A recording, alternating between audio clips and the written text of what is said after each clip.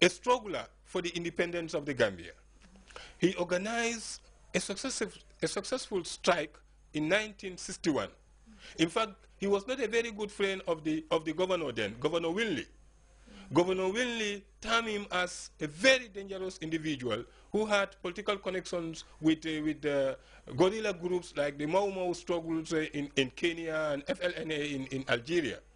But this man was able to mobilize workers, civil servants, to make sure they work for their country and see the success that their country needs. And thanks to him, the civil service is still streamlining in the positive line.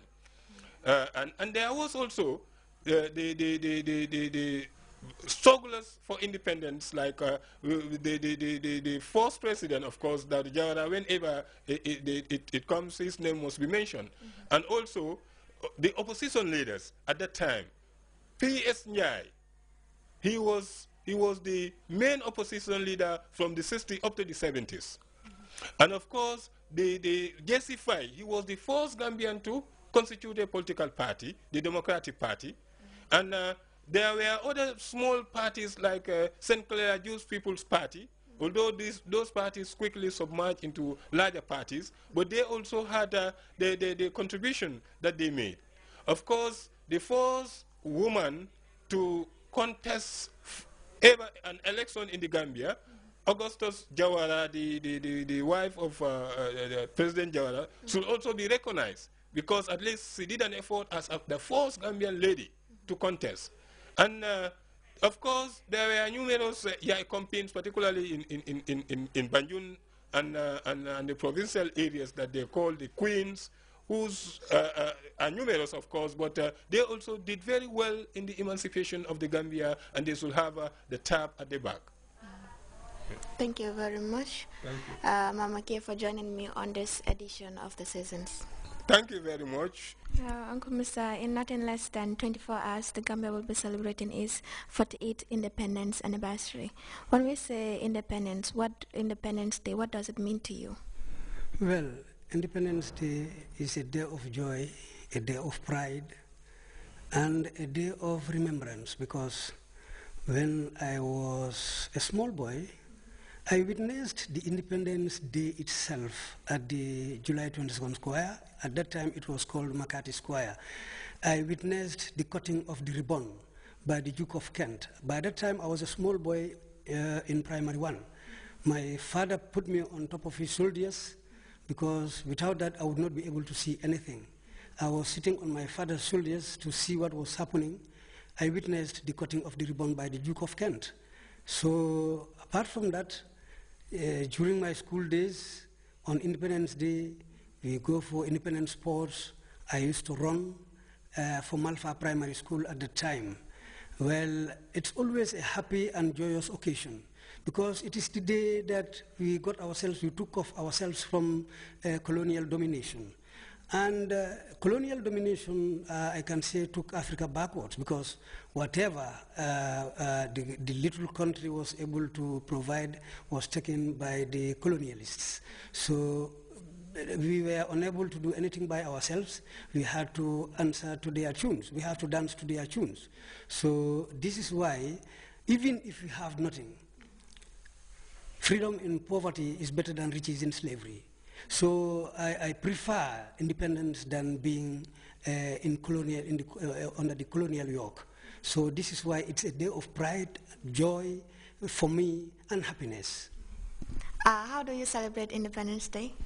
Well, I celebrate Independence Day in my house, and I go out also to look whatever is happening at the July 22nd Square to see, to listen to the president's traditional speech, because he says a lot of important things in that speech. So this is why during the march past and the parade, I go. I enjoy looking at the parade. I enjoy the march past. Then when I go home, I talk to my kids also and explain things to them during the past, how we were doing independence, how we enjoyed it. I used to talk to my kids about it. So when I'm at home in the evening, I used to sit down with them, buy drinks for them, because it is a day of joy. I buy drinks for my family members, and we sit down and enjoy. Yes. Okay, finally, what do you have to tell our viewers watching right now? Yeah, what I can tell the viewers right now is this Gambia is what we have. I only see the Gambia and nothing else. Nobody can come away from anywhere and say, well, they can help us in developing our countries.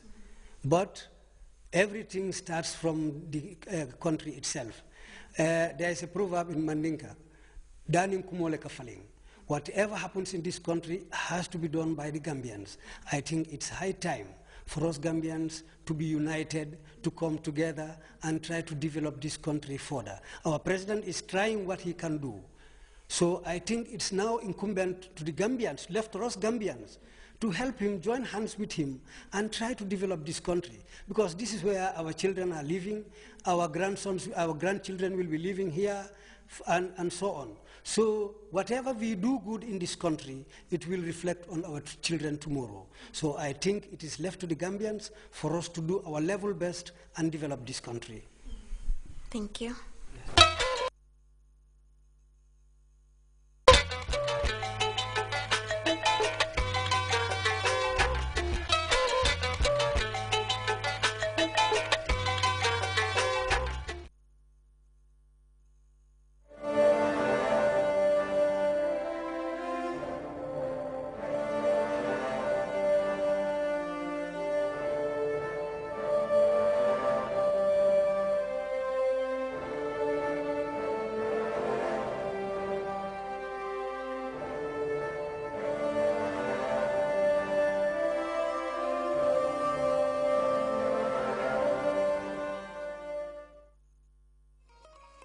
The Gambia, the smiling coast, Africa's smallest country, but a land of big opportunities. The Gambia, a country on the move, rapidly becoming an important hub for global transactions. It's a land of contrasts, traditional handicraft and high-speed modems, rustic dugouts and laden freighters, rich local cultures and cosmopolitan experiences. It's a land of warm, friendly people moving forward in the 21st century. We want to build a country that will be a model and a source of inspiration for the rest of mankind. Not only do we want to develop it fast, but we want to make it one of the best countries on the face of the earth. Everything about the Gambia just feels so positive at the moment. Everything is moving. Everyone you speak to, everything, it's growing. It's evolving at such a rate. In the 8 years since I was last in Gambia, things have, there's been so much construction, new hotels, new office buildings. Everyone there has cell phones now, which just amazed me. The extraordinary growth over the last 10 years is the result of the Gambian Master Development Plan, Vision 2020, and the close collaboration between private enterprise, NGOs, and the government. As a leader, you're just like a pilot. You must have to have a flight path. And so Vision 2020 is the blueprint of what we want to achieve as a country. With an eye to a peaceful and prosperous future, the Gambia is in the midst of an unprecedented transformation. It opens its doors to the international community.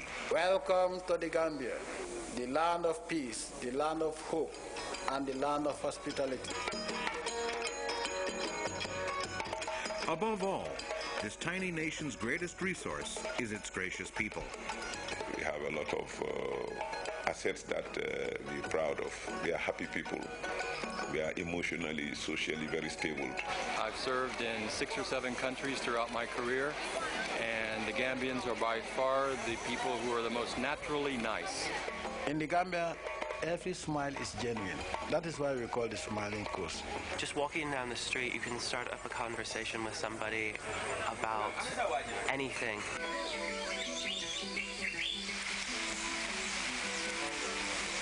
This small, tiny little country, it transcends boundaries. The beauty of humanity and our greatness lies in our ability to live together peacefully. Here, diversity has been celebrated, and we celebrate culture by interacting with each other and by respecting each other.